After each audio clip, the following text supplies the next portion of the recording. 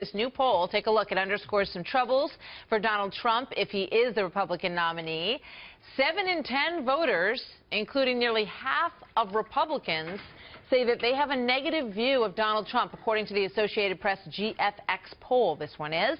Meanwhile, the candidates barnstorming across the New York state. Ted Cruz trying to paint Trump as a New York liberal to get around the New York values comment that he made. And John Kasich hitting Cruz for just hating on New York. Listen.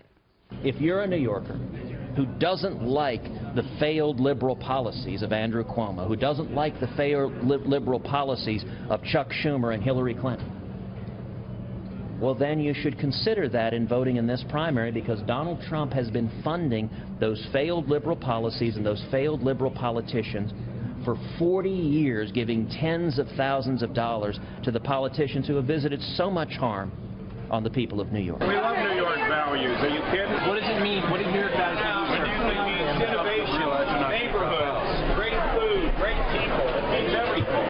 That's a pretty good answer right there. 95 Republican delegates up for grabs in 11 days when New York holds its primary. John Roberts is on the road, but not now because he is live in studio here in New York. Nice to see you. Nice to not be at where it's raining today. Well, I'm sure you appreciate that, as do we.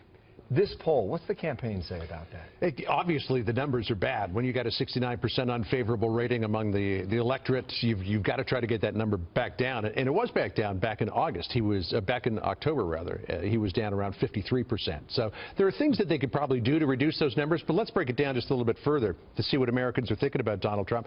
83% of people say he's not civil. 80% of people say he's not honest. 76% of people in this poll said he's not likable. 55%, though, said he is decisive. That's about the same level that Ted Cruz and John Kasich get. He has a narrow window of time to try to turn that back, because if he gets into the convention with those sort of numbers, those delegates on the floor will say, is this really a guy that we want to put forward as the nominee? I'm guessing from the outside looking in, and you would know more about it than we would, the retooling of the campaign is underway at the moment. And there is less time at the big rallies, as we saw the other night at Bethpage, Long Island, New York.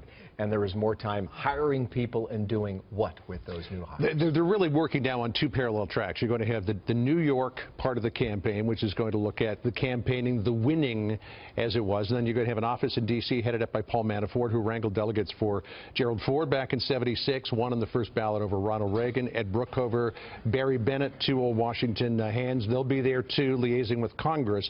They will handle the delegates. One thing to win, you've got to hang on, though, Bill, to what you win. And that's what they'll be tasked with.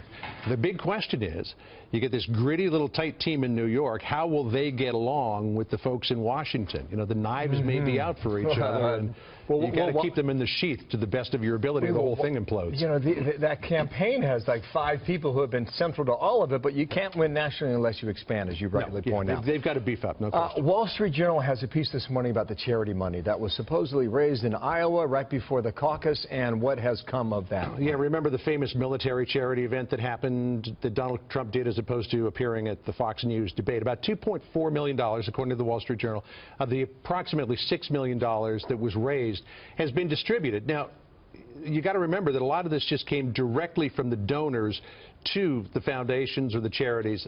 Fisher House Foundation, for example, which, full disclosure, my wife sits on the board of, received $115,000 from that event, not necessarily from Trump, but from the event. Dave Coker, who's the president, said that America is a grateful nation. They're always grateful when people support the troops. But the Trump campaign, now pushing back just against the very notion that something untoward may be going on. Hope Hicks telling me this morning, quote, if the media spent half as much time highlighting the work of these groups and how our veterans have been so mistreated, rather than trying to disparage Mr. Trump's generosity for a totally unsolicited gesture for which he had no obligation, we would all be the better for it. Basically, the Trump campaign saying he has raised millions of dollars for veterans, but rather than being thanked for it, he's being attacked for it. But no good deed goes unpunished. We will see where that goes. And Kira gets a shout out today.